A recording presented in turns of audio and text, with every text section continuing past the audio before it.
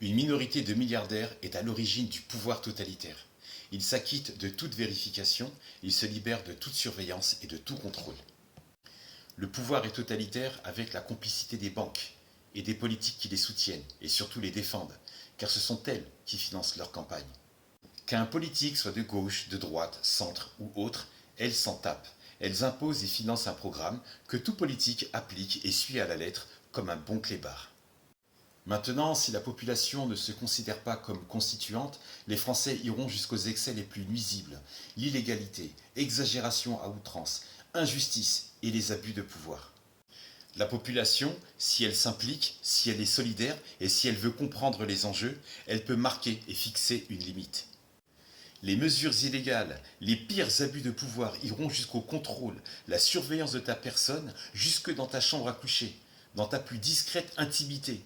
L'État va s'immiscer et s'ingérer de tout dans ta vie. Mais les Français ont le droit d'être constituants.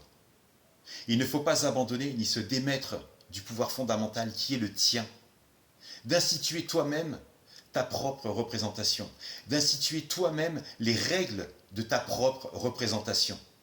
Si on accepte ça, si on accepte d'élire une assemblée constituante qui décide à la place du peuple et qui met en avant ses propres intérêts et pas celui des citoyens, eh bien, les Français vont subir de lourdes censures et leurs enfants vont subir de lourdes menaces. Dans la globalité, les Français vont prendre très cher. Rester démunie fait d'elle une population impuissante politiquement, sauf si elle y met son grain de sel, pour changer, pour fixer les règles de sa propre représentation dans la Constitution.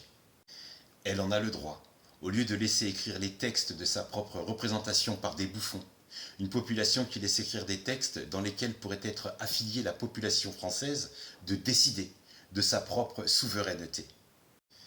Question.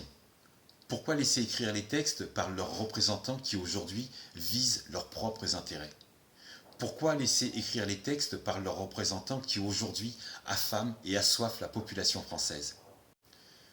Quand on ne fait rien, on ne se plante jamais.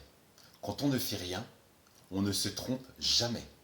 Quand on t'attaque, quand on t'agresse, si tu refuses de te défendre, ou si tu as refusé d'apprendre à te défendre, tu meurs le premier. Que la paix soit avec toi.